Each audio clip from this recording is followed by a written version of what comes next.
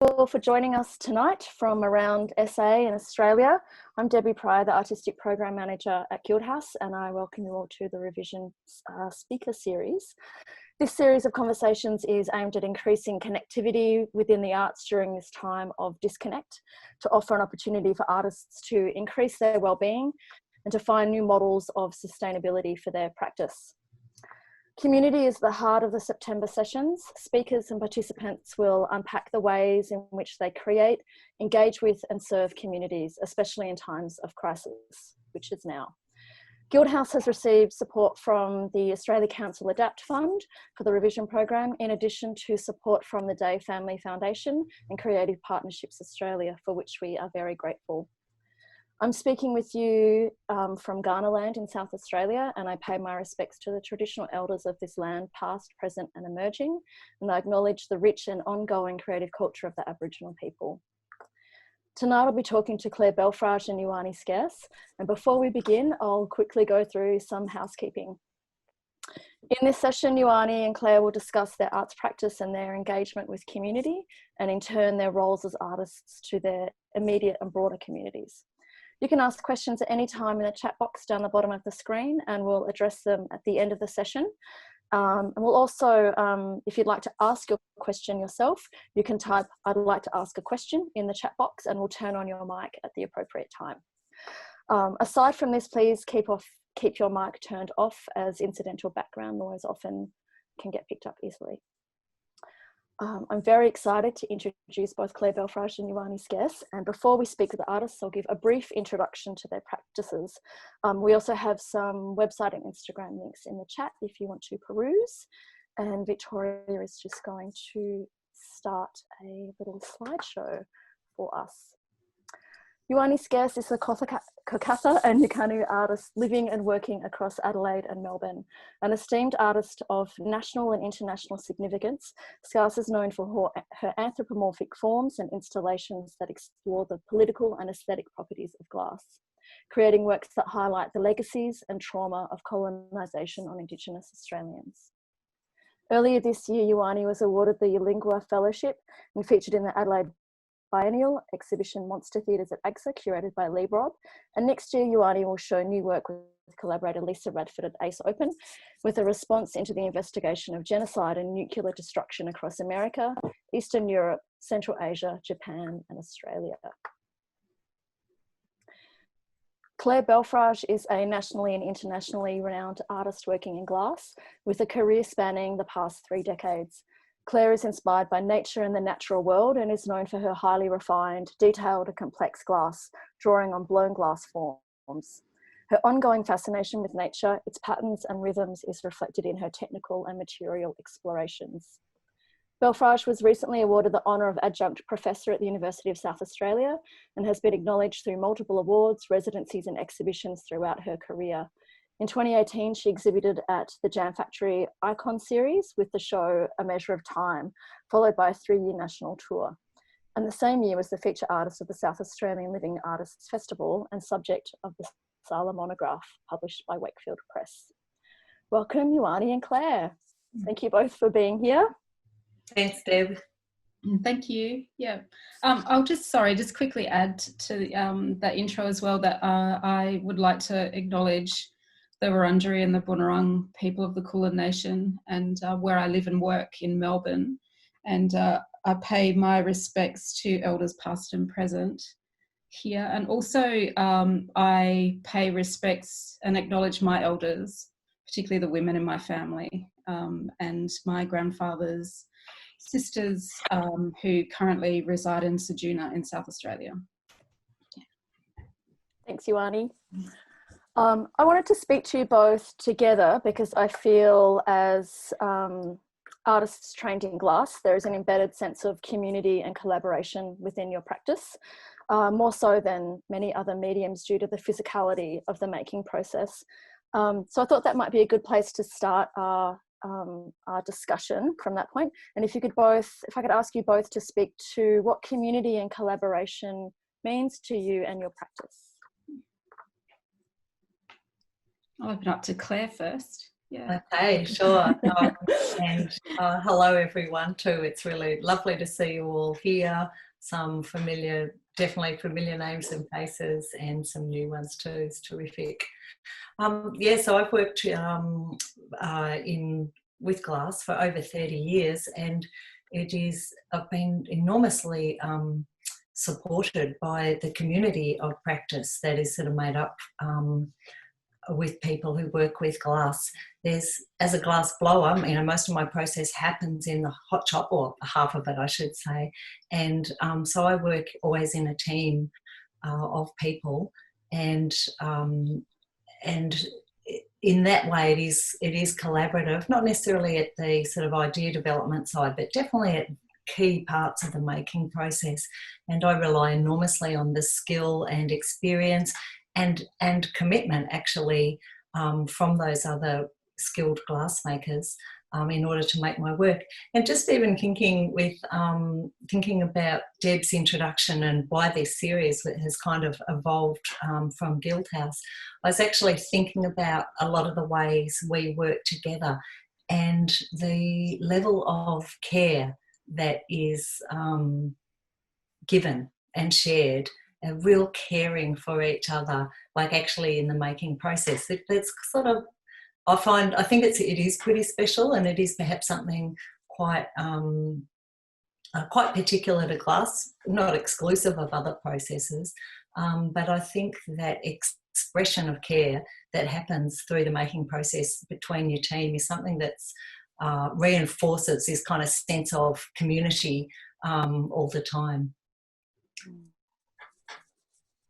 There are real different levels of community. There's, that's really what I've spoken about then, is your immediate team.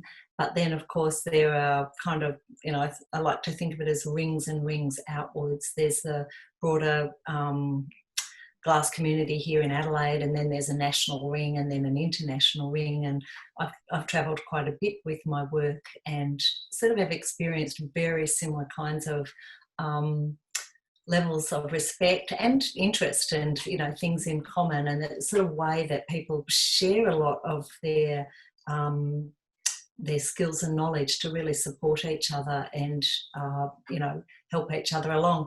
It's not perfect. I don't want to be completely, rosy, because then it starts to sound unbelievable, but it definitely is a really strong trait of it.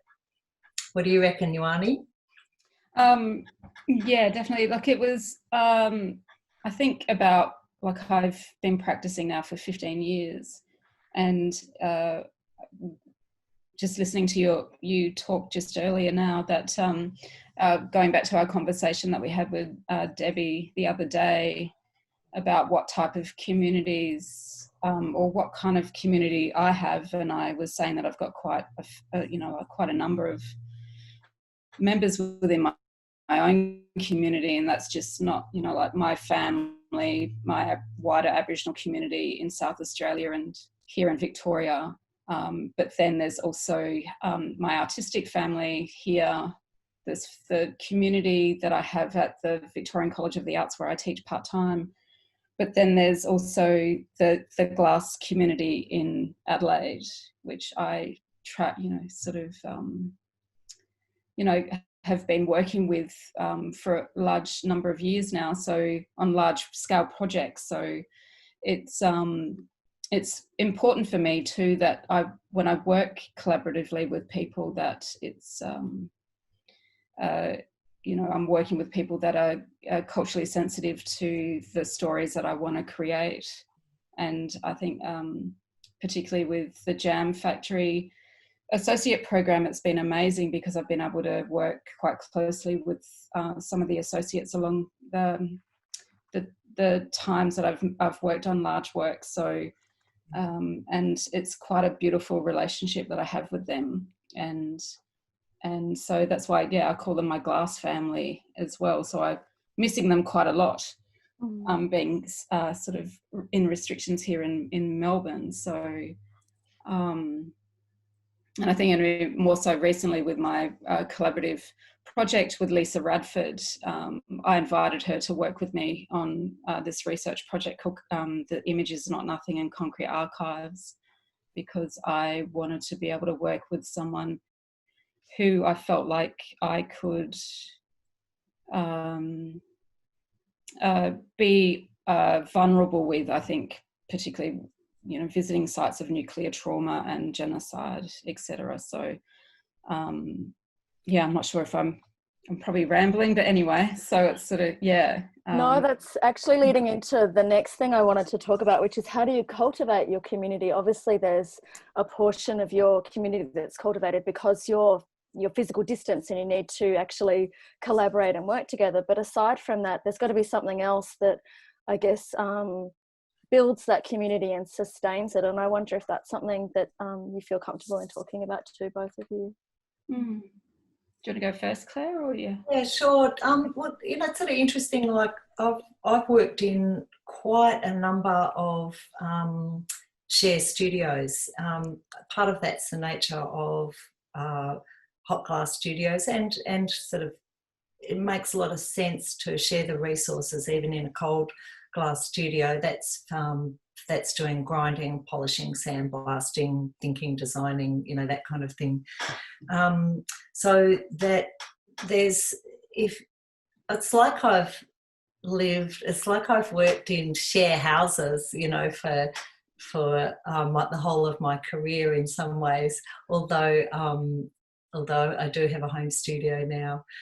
So anyway, so they've been the sort of key models that I've worked within. And there's been a lot of drive to make them work. So you have to invest in it, and that's been done in different ways in different studios of, regular sort of get-togethers and meetings and discussions to work things out. And to make it work, you have to invest in your own needs for the studio, but also in others. And that's sort of been really, really important, I think. So, finding sort of common languages and common ways of working, and also being very accepting of quite a diverse way of working, I think has been really important. The key studio I work on at the moment is the Jam Factory glass studio, which Ioane talked about as well. And we have regular meetings and regular cleanups and regular slideshows. None of that has happened this year, of course. We're much more separate. But other ways I think that we really invest in each other is, even supporting each other in writing grant applications and, things like that when there are tough times hit and there are opportunities available. There's that way of supporting each other's practice that's sort of really important. And I think people do that quite a bit for each other.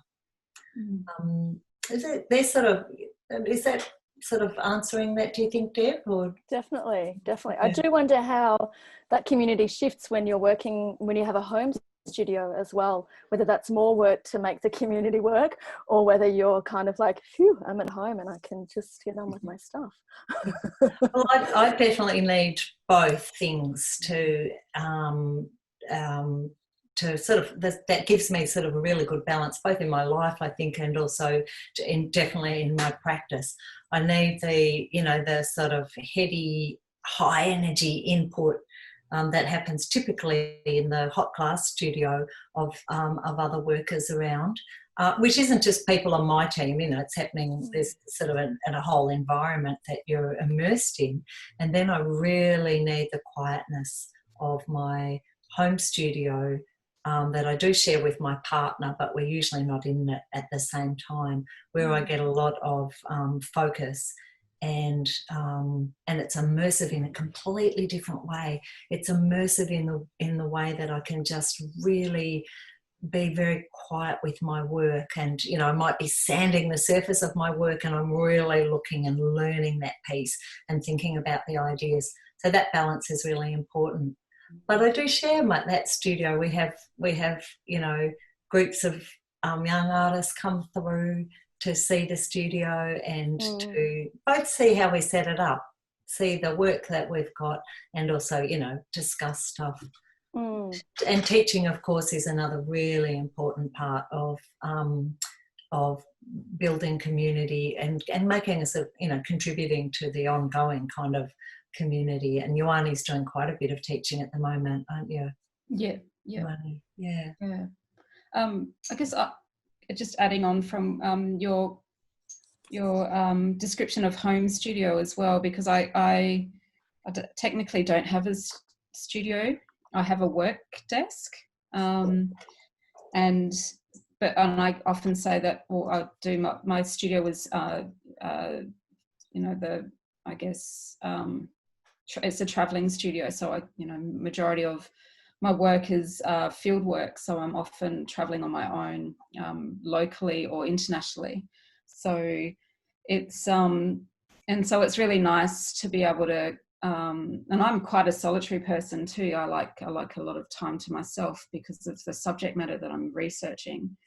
But at the same time, it's sort of coming home and creating a body of work is really really important to be able to access a studio, which is a public studio like the Jam Factory. So I really like that environment where I do, like I was mentioned before, I can come and go, and I feel like I've never really left. So and it's nice to meet new people and talk about ideas. And I have quite a close working relationship with Crystal Britcher, and she's been working on some work for me now because I can't come to Adelaide. So, and she worked quite closely with me for the work for the Adelaide Biennial as well. So, and I physically can't make large work anymore, sadly. So, but I miss that. But I really love that I can call on people who I trust to be able to make the work when I'm not there. So, and yeah, so yeah. That's a relationship with Crystal. That's a relationship you've built up for over many years, Ioane. Is that right? Yeah. So, and it's been, and she used to be a student of mine when I was teaching theory at the University of South Australia.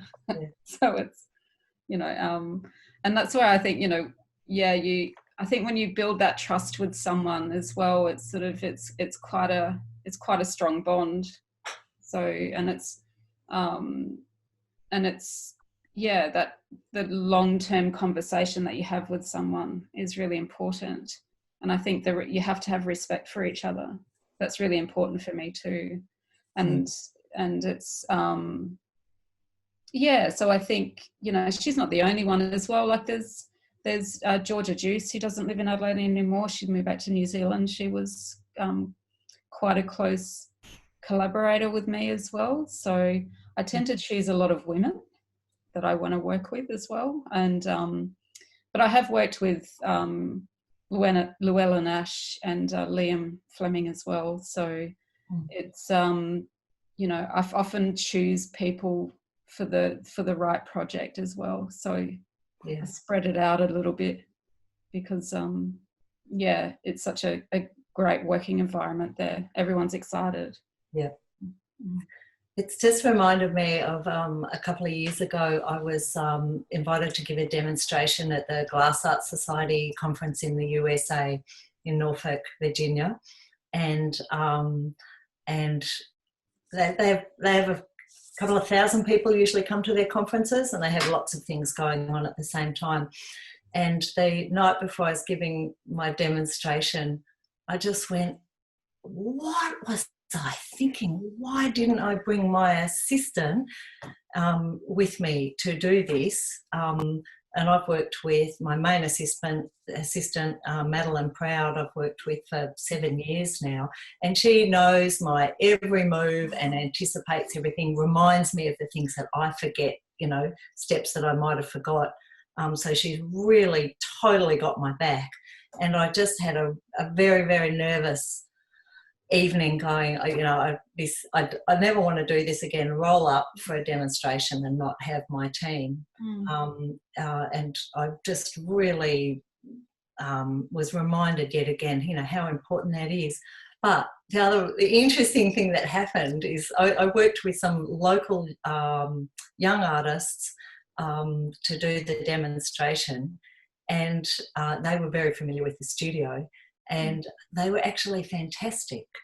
And I was, completely able to make what I needed to make, because their level of skill was really good, and they were really invested in it too. And there's this kind of, I guess, a sort of international language to some extent as to, how to do things. And even though they were, weren't even from the same country, it actually worked out pretty good. So it was it was a mixed bag of just going, I should have the person here that I really know and who knows me so well. But actually it still was sort of okay, yeah. One of the things we talked about the other day, thinking about the title of the talk, the role of the artist, was what is the job of an artist and what is the responsibilities of an artist? And one of the things you mentioned, Claire, was the responsibility to develop your own voice. And I think that's, probably the first hurdle for any artist, is to figure out what it is they're saying and how they want to project that. I wonder if you could both talk a little bit about how you developed your own voices, being that you've been in the game for a while. Yeah, well, it felt like there's an awful lot of sort of technical stuff it feels that you need to sort of get under your belt before you can feel like you've got your own voice. Although I think it's actually really important not to separate those things too much.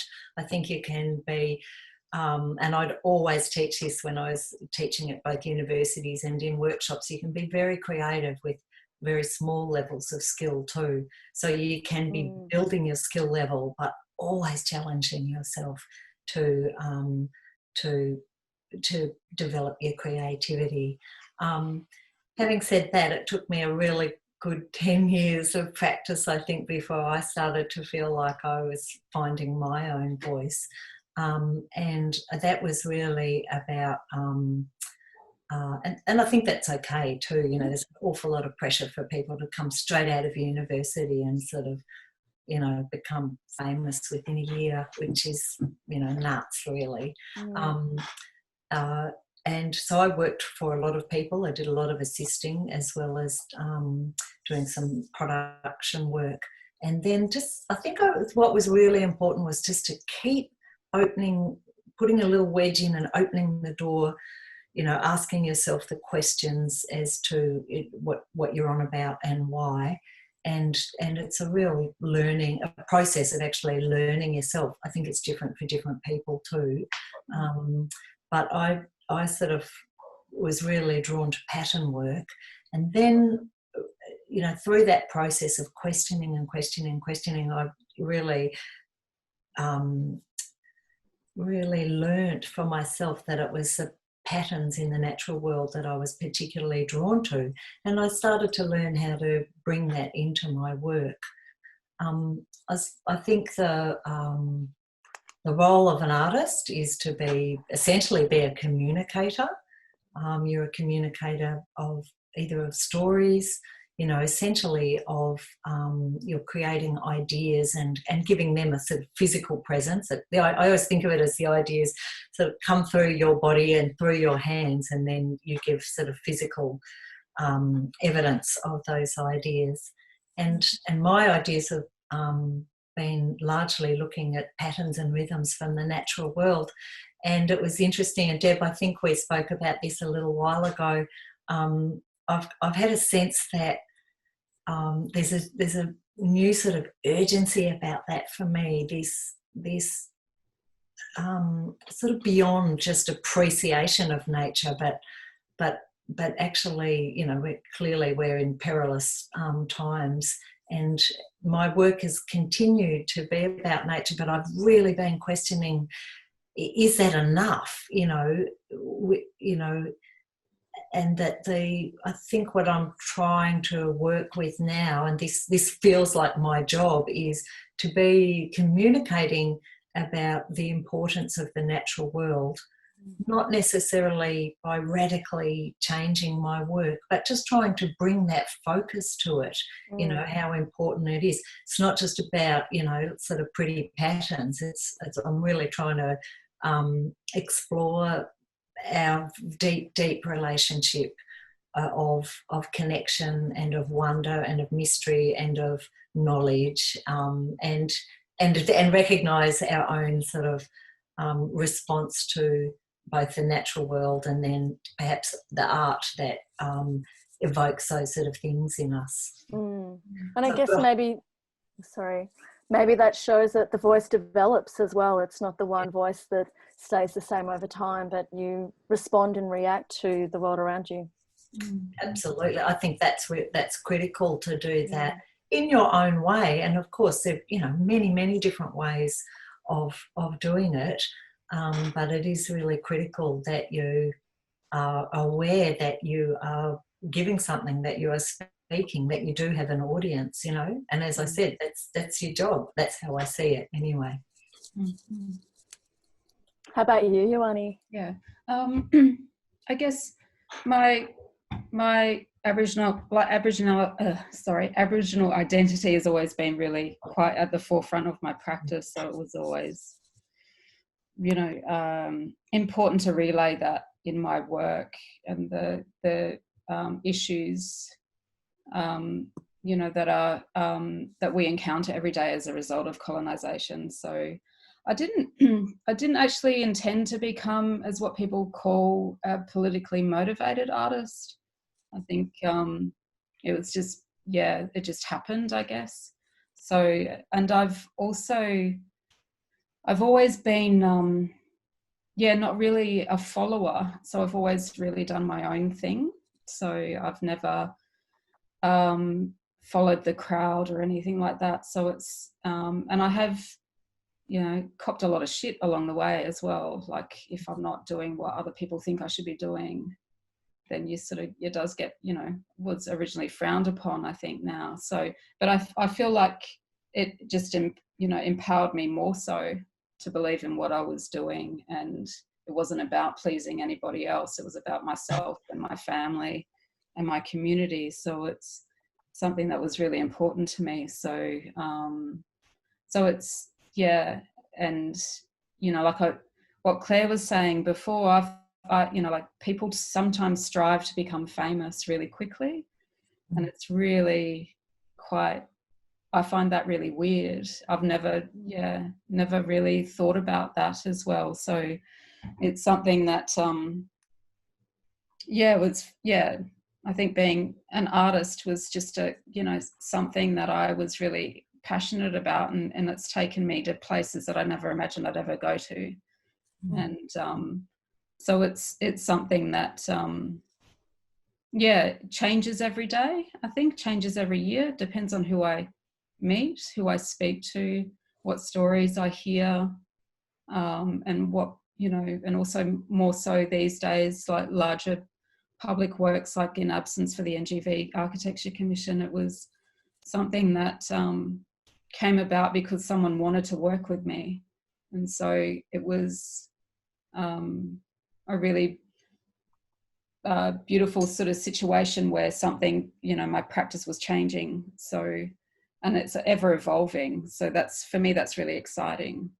And and I think I love meeting new people, even though I'm still quite shy, surprisingly. So it's, but it's, I like to be able to, you know, have the opportunity to meet, you know, more First Nations people from other countries, and that's part of the I guess the process for me. So I don't know. And how did you said that you were approached for the NGV in Absence collaboration. How did that how did you find that process of someone coming to you and asking to work with you? Because I get the impression it's kind of the other way around, really, that you have a particular story that you want to tell or particular people that you want to work with. How did that kind of play out? Yeah, it was, I knew that Kim and Aaron from Edition Office were keen to work with me, and it was through a mutual friend, Daniel Boyd, and they had worked with him on a War Memorial Commission for the Australian War Memorial in Canberra, recognising Aboriginal and Torres Strait Islander servicemen and women. So I knew they were hanging around a little bit, but I didn't know. I thought that they had sort of, originally had, forgotten about it. So, and then, so I knew, I knew that those two guys were really good to work with. I had met them briefly a couple of years ago, and so I think it's always really nice to be approached to work on something with other people. And I have actually said no a number of times to some people, but I felt like I could particularly trust the crew from Edition Office to work on something that was as important as an absence. Yeah.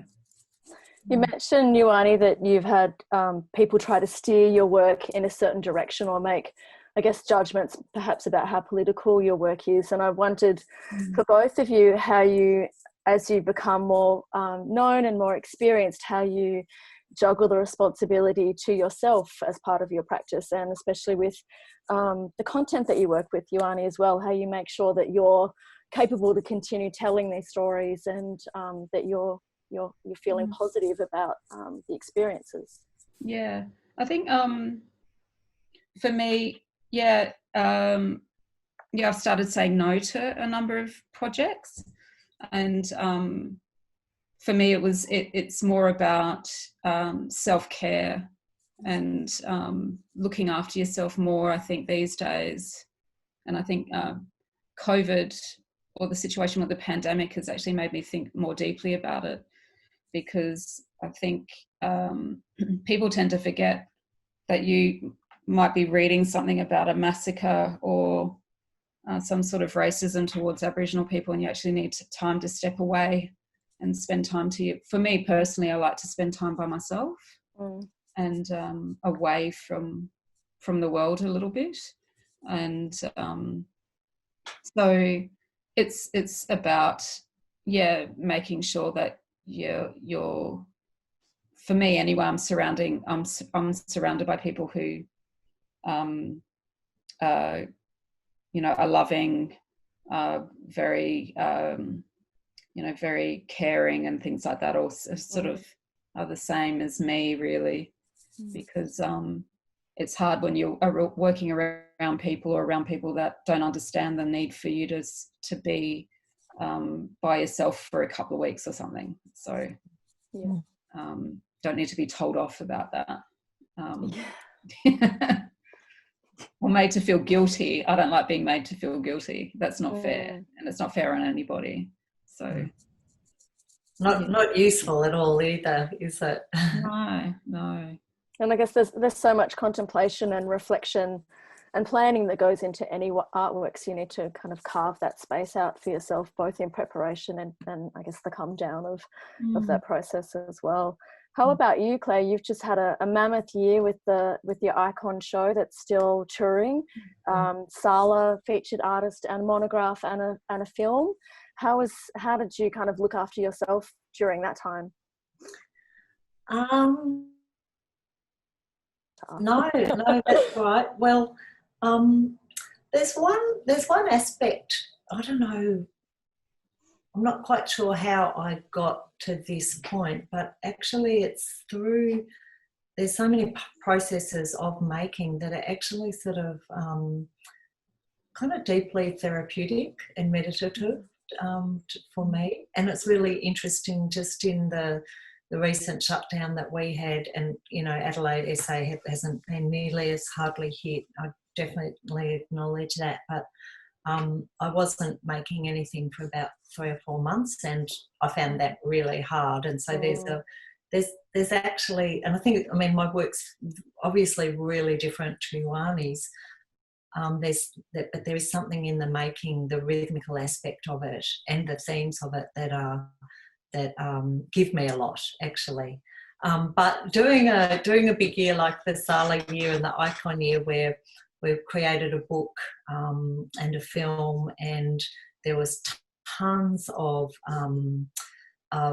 radio and newspaper and a little bit of telly stuff. There was all of those things that became part of my commitments, and I did a lot of public speaking. It was something I just felt like it was sort of a great opportunity to have an artist in the spotlight. And I see that as, for me, as part of my job. So if the newspapers are interested, well, it's like, yep, okay, bring it on. Let's get some art and art making, in the public arena as much as you can. And maybe that's also the sort of the educator in me and advocate in a way. So I just felt like, I felt like it was totally part of my job to do all of that stuff. And I also really look for the opportunity in it.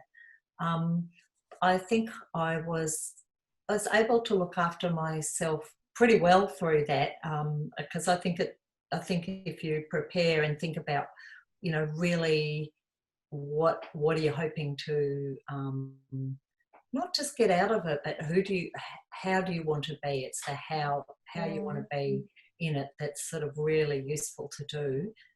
To step through those incredibly sort of high pressure, or I don't want to say busy because it's such a useless word, but the high pressure, high output sort of time. But working out how you want to be in that time is a really important way of actually self-care too, as well as the usual, lots of walks and good food. Not too much grog.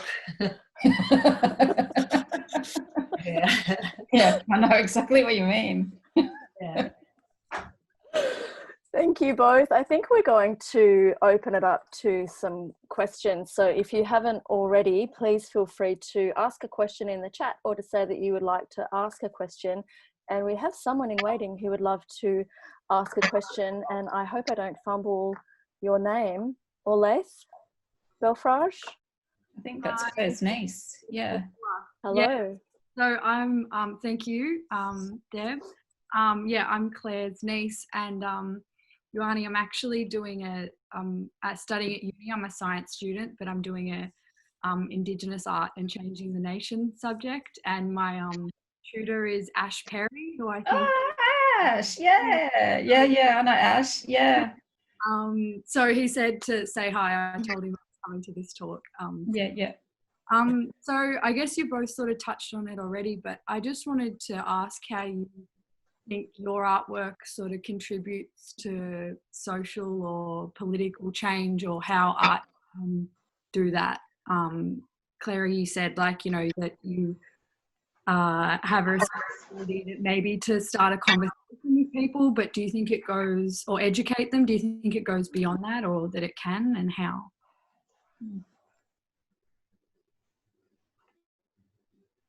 Oh, I think you've muted, Claire.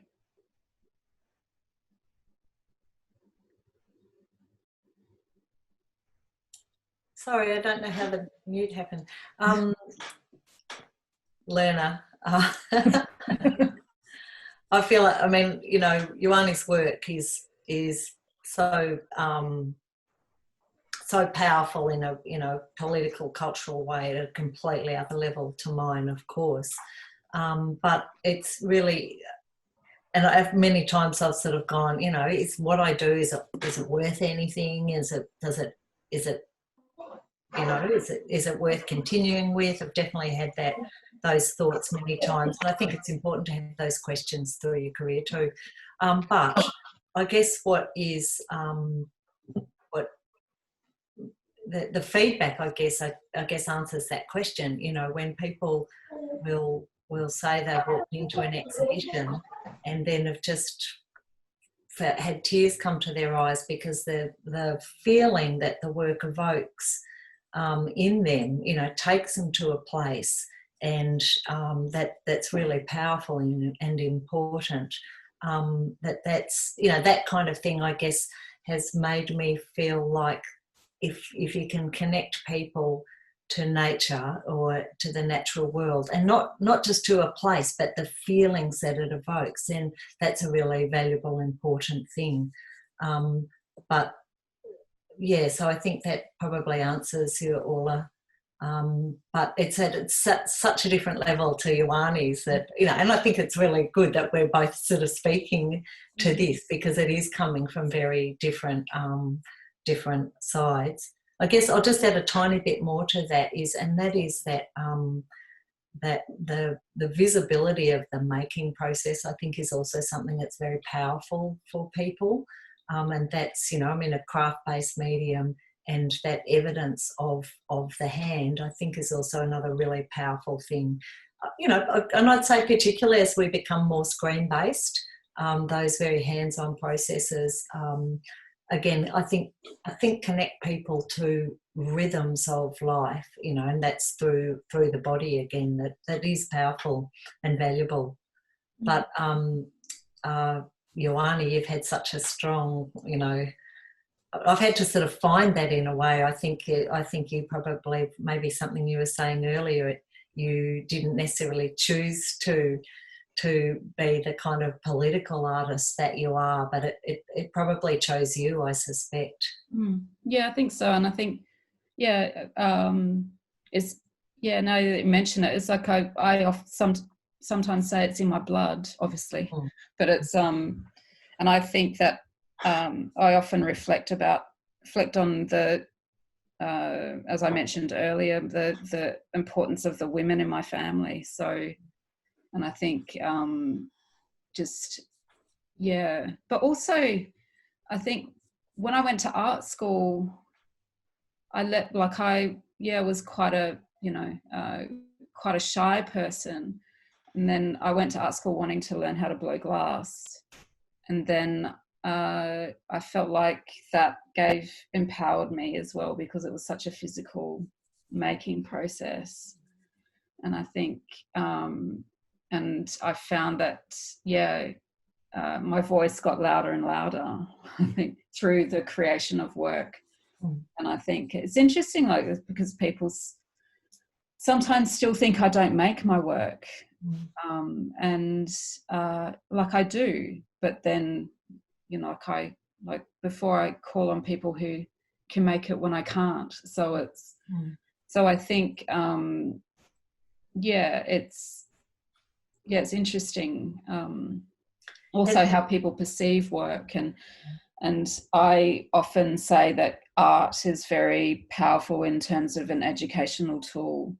And I guess I think about that a lot because I've met so many people in my lifetime where they've been quite racist, and you try to tell them something, but they've got their own sort of narrow-minded views, that there's no point in using any more energy to try and change their mind, because they're never going to change their mind. Whereas if you create an artwork and someone gets to see it in an exhibition or a state institution, and they're never going to forget that. So do you feel like your artworks have had made change, have had a political sort of and cultural impact? Do you have a sense of that, Ioani? Yeah, I think so. Sometimes, yeah. It depends on if it's interesting. I'll tell you this funny story. It's I'm not often around my work during an opening or around my work when it's been exhibited, but I was at the opening of Versus Rodin a number of years ago, and my work Burial Ground, which is in the collection of the Art Gallery of South Australia, was on display. And I was in the room, and I was actually in the room with Karen Cunningham, and there was a group of people that were standing in front of the work, and it was obviously it's about genocide, and it's a memorial, and it's about a burial ground. And this person said, I don't really think it's the perfect sort of work to describe colonization. So some people are not going to get it, but it just made me laugh. It's like, you obviously can't see it. So, but it's interesting. But at the end of the day, sometimes I don't really care anymore. Like, if they don't get it, they don't get it. They're never going to get it. But as long as I make some change with kids, or someone who has learned something from an artwork, for one of my artworks, that's a good thing. Yeah. I think I said it the other day, was like, I don't really care if I please everybody. So yeah, it's about it's about what is important to my community. Yep. Yeah. Thank you both, and thank you all. That was a really great provocation. We have some questions from Sam Gold coming through the chat, so I'm going to read those out. Sam asks, what are some processes that you have found useful in developing your conceptual ideas and then being able to articulate those ideas outside of the work you create? Go for it, Ioane. Me, I guess there's a lot of reading. I don't read as much as I should, but I look at a lot of archival material, a lot of talking to family. Ideas don't always come as quickly, and I don't try and push it either. So, but a lot of, for me, when I'm not in Melbourne, I travel quite a lot. So it's something that might take like months, or it could be a couple of years. Depends on the idea, but also depends on the scale of the work. Like Thunder Raining Poison that I made with the Jam Factory associates in 2015, it was a 2-year project. And that involved a field trip with their 7 associates, and then studio time and workshop times and stuff. So it varies, actually. So I'm not sure if that answered the question, but it's sort of, yeah. And how incredible that you could have taken the associates on a field trip as well. Yeah. That's really important for them to understand the work that they're making. Yeah. I do lots and lots of walking and looking, and I photograph a lot, and then I do a fair bit of drawing. Sometimes the drawing drops off a bit, so I'm sort of drawn to a particular kind of pattern. Usually I develop a palette of colour for a particular series, and I'm usually have to discover what's the key feeling that I want to this work to be evoking, and that sort of feelings when you're talking about rhythms are sometimes tricky to identify. And I often actually think a lot about music, and because I can articulate that stuff in music sometimes, just for myself, more so. And so I think it's really, really useful sometimes to go sideways into another kind of medium or another art form, whether it's music or literature, or to explore an idea, for sure. I think the other part of the question, Sam, was about how you then articulate your ideas, and that's pretty hard. We all have agonized over 2-sentence or 3-sentence artist statement, that's for sure. But I think with lots of things, just to get to know what you're on about, you have to go much bigger, and then you can distill it down. And by going much broader in your thinking, in your writing or drawing, I think you're just learning your ideas for yourself a lot. And part of my process, I do a lot of cold working where I'm really looking at the work a lot. That's when a lot of my thinking happens as well. So I often don't listen to podcasts or music, but I do half probably, because actually being quiet with the work is sort of really important as well. I feel like I saw a lot of heads look down and take notes just then, Claire, when you talked about thinking big and then bringing it back in. Sam's question was a two-parter. The second part, what were the first 5 years like for you outside of academic study? Were there critical turning points for you that impacted how you are the artist you are today, i.e. teaching or mentoring or further study, or more shows such as solos or national tours? It's a crucial time, that first 5 years. I'll go first. Yeah, it was a lot of hard work, and still a lot of hard work, so it hasn't changed much. But yeah, the first 5 years was pretty big, I think. Like, I applied for a workshop program in Scotland for the year after I finished honours. So for me, it was really important to plan ahead, and that's what I say to my students at VCA as well. Just keep that momentum going. That's really important. And I moved to Melbourne 2 years, was it 2 years? Maybe 3 years after I graduated at Uni SA, and I moved to Melbourne to undertake a master's at Monash University and stayed. I really like it in Melbourne. So I think, and I think it's the same, I guess. Claire and Debbie and I were talking about mentoring and talking to younger artists and things like that. Like, I find that I'm doing that quite a bit anyway, and it's sharing knowledge, and I have a quite a large number of mentors along the way, and one of them is Destiny Deacon, who has a show that has not officially opened yet at the NGV, who I love very much, and she's been a huge part of my life since I graduated art school. Yeah. So I'll hand it over to Claire. Yeah, I think I just, probably went flat out. I really wanted to make something, make it work. I'd never thought I'd be an artist, so it took me a long time to actually catch up to that idea. But I really loved doing what I was doing, so I worked as much as I could.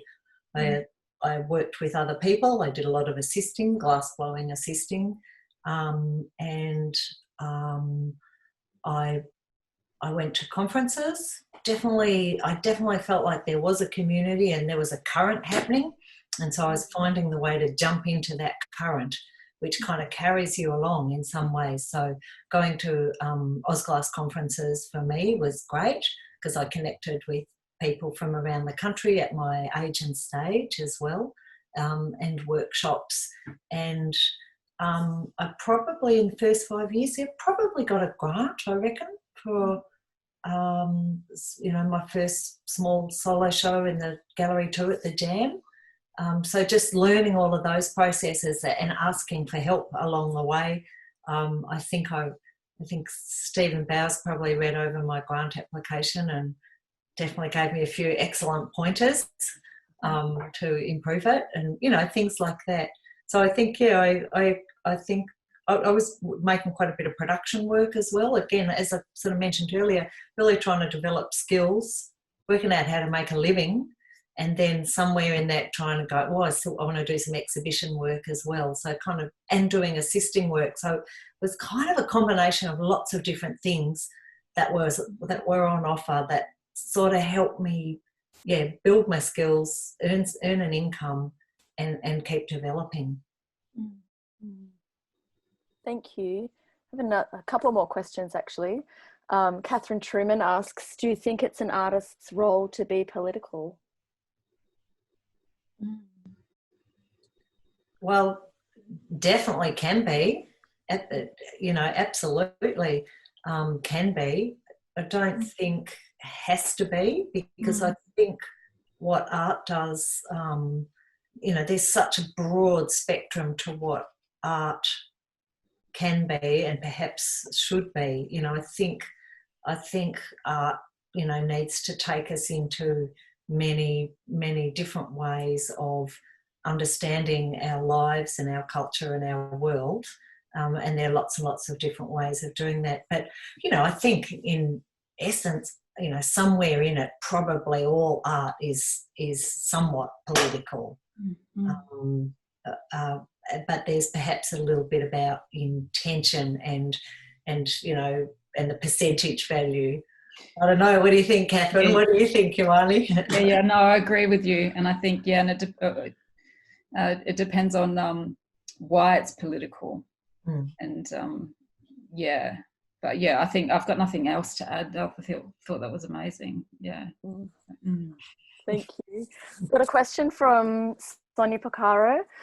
The introspective and quiet time you have both talked about is very much resonates in terms of ideas coming to the surface and self-care. I'm curious how you, Claire, managed this and sustaining an arts practice when your children were quite young, keeping up with momentum whilst meeting the demands of parenting and teaching, etc. Thanks. I think, that's a good one. Well, I went, a little bit mental sometimes, that's for sure. But I think as I sort of said earlier, there's something about aspects of my practice that are enormously enriching for me. And one of the things that I that worked out pretty early on when I first had children was that I found teaching hard. I was teaching at Uni SA when I had my first child, and I went on maternity leave, came back part-time, and I found that was so much was going out that I felt that was a real tough call to do that parenting, which is so much of stuff going out, so much of your energy's going out, and teaching. Whereas I found when I stopped teaching and would go to my studio, even though it just grabs 2 or 3 hour little blocks of time to go to my studio, that was something that replenished me. So maybe that's lucky. I don't think all artists necessarily experience that. Actually, the process of making is a replenishing thing, but that is how it is for me. So I was really really strict about my studio time and my time away from the children, and that totally kept me sane, and it worked for me. Yeah. Thanks, Claire. We have one last question from Jane Skier, and I love this question. My 5 years is about to be up. I have been running. Jane has been running for 5 years, for anyone that knows her incredible practice, but I've forgotten how to take time off. Any tips? Oh, you got to lock it in. I've been guilty of that myself. You've just got to plan ahead, and like anyone else would plan a holiday. I've struggled with that myself personally, but it's about committing to it and actually blocking it out in your diary, and actually being really quite what Claire's strict with it, because it can become, I'll be honest, it becomes problematic, and you actually become really sick. So it's that, and it has happened to me, and and you want to be able to enjoy what you're doing, and you're not going to enjoy it if you don't take time out and actually enjoy time to yourself.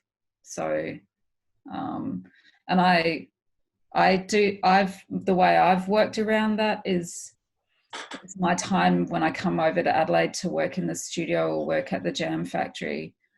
At least, I sometimes hide out there. Only a few people know that I'm in town, and that's just, even that quiet time away from the hustle and bustle of Melbourne is really important for me. But it's been a long time since I've had 2 weeks off in a row, but I did it over Christmas this year, and I'm pretty proud of myself. So I think I actually think it's part of the discipline of being an artist, I would say, and whether we don't achieve balance in a day, not necessarily in a week, but you have to work out what's the rhythm and cycle that you can, that will work for you.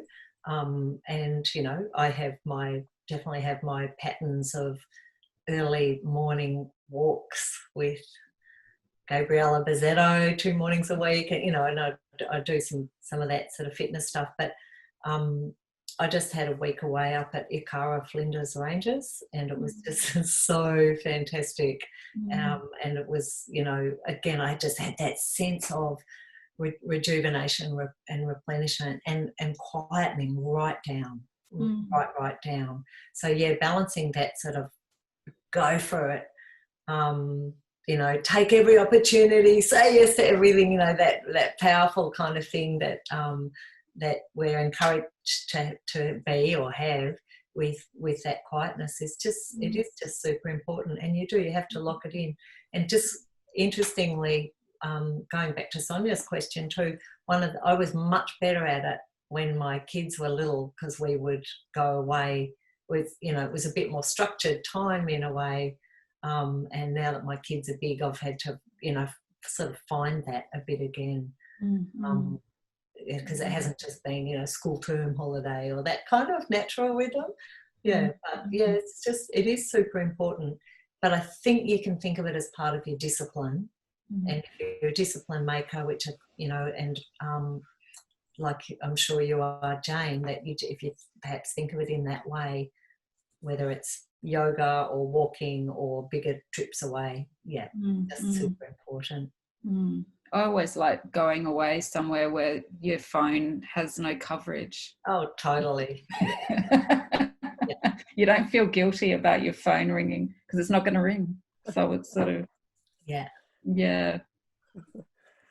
Thank you. We've got one very last question from Emma Fay, which is this commitment to community and the role of nourishing and mentoring that can often feel like energy out, as Claire spoke about just now. Do you find your relationships with studio assistants and collaborators nourishes you in return? Oh, yeah, absolutely. And I think, you know, the energy going out that I referred to just before was much more about teaching at university and, you know, teaching classes of 30 students, hot class. And Deb, do you remember that? You were probably there. Anyway, so quite different. I think in a sort of more mentoring role and working with studio assistants, there's a lot of reciprocal kind of energy ideas, support, you know, going backwards and forwards for sure. And I think like I'm one of the oldies around the studio now for sure. How did that happen? But I love that. You're not old. Well, no, I'm not old. I don't know. That's quite true. But I am one of the oldies in the studio. But I love it that I work with, you know, 20-year-olds, you know, just people from all ages actually, from sort of 20 up to, you know, up and up. And that's really great. I love the energy that different people at different times of their practice sort of bring. You know, there's different hungers that people have, different appetites at different times of their practice. And I love that to be exposed to that gives me a lot of energy for sure. And that's an important part of keeping community strong, I think, is that cross-section of people at different ages and stages. And that's probably so across lots of communities, not just an art-making community. Do you think, Ioane? Or? Yeah, because while you've been talking too, it's was thinking about I worked on a project with my family with the it was part of Tanandi, what was it, last year for at ACE Open, and it was called No Black Seas. Oh, yeah. And so I've been going back and forth to Ceduna quite a lot to work with the artists at the Ceduna Art Centre, and I'm pretty much related to the whole town there. So for me, it was really wonderful to be able to go back, and I don't get to go back as often as I'd like to, but to be able to work on that project and share ideas and knowledge with my aunties and my cousins, it was really for me quite humbling, and I just loved being there. But also being able to tell them what they were entitled to as well as artists. So it's sort of, there's that sort of, community development, I think, too. So for me, it was such a beautiful exchange that I got to sit and have a cup of tea with my aunties while sitting in the studio with them while they create work and they tell me stories. So that, for me, that's a wonderful experience, and I'd like to do that more often, I think. So, and it happens at the Jam Factory as well. If you sit in the lunchroom in the kitchen, talk about TV shows, other stuff. I think I really love that engagement, and who's doing what and what people are working on and what beer we're drinking later or something. So Totally. I'm sensing that you're both ready for a drink. Oh, no. Oh, Tuesday night, no way. Well, thank you both. I think that was a wonderful conversation, and thank you for your time and your expertise tonight. A little round of applause for you. And thank you to the participants, the audience, for joining us tonight. It's been a delight to be able to offer this program to artists around Australia at this time, and it's been really meaningful to have it to be so well attended and people engaging and asking questions. So thank you so much. I just can't stop clapping you, sorry. Victoria will post in the little chat a survey link, and I would genuinely love to hear from you as to how you found this session and any other session you've attended with Revision. It's a new program for us, and the more information we get about how you've received it, how you're enjoying it, or what you'd like to see changed, the better, because it means that will inform the next incarnation. So this is the first series. This is the spring series, and we'll be offering it in summer, autumn and winter. So whatever information you can give us is really useful to us. So thank you. So this session concludes the first day of the Revision Spring Series program, and we still have a few more sessions over the next 2 days. Tomorrow I'll speak with Lisa Wayup and Ingrid Werner on meaningful collaboration at 11 a.m. tomorrow morning. You can still sign up to that. At 1 o'clock, I'll speak with Kent Wilson, who's the co-founder of Kyneton Contemporary Triennial. And tomorrow night we'll host a very wacky and fun online social event in a platform called GatherTown, where we will all mingle as avatars and speak to each other and see each other in video like we are now. It sounds a little odd, but it is very, very fun, and we will have 4 prestigious national curators with us from Carriageworks, Powerhouse Museum, NGV and Stations Gallery. So it's a really great and fun opportunity to meet curators interstate and talk with fellow artists. On Thursday, the program continues. At 1 o'clock, Heidi Canyon will host a session with Amy Hourigan called Practical Tips and Tricks for Increasing Your Online Viability. And that evening, we will conclude the spring series with Guildhouse CEO Emma Fay, who will speak with Daniel Slater from the Victoria and Albert Museum and Lisa Slade from AGSA at 7 p.m. So I think that'll be a very nice ending to the series. In coming weeks, we'll release details about the summer program, so look out for that. And another component of Revision, which I mentioned very lightly, is our tech mentorship program. So if you're based in SA, we're still accepting expressions of interest until September 30. And it's a great opportunity for you to grow your digital skills through tailored sessions with mentors. So you can head to our website for more information on that. That's all the talking I'm going to do now. I feel like I just said quite a lot to you all, so thank you. And thanks again to Claire and Ioane. That was a really lovely conversation. Thank you. Thanks, everyone. Thank you. Thanks. Bye-bye. Good to see you guys. Yeah. Thank you. See you soon. See you.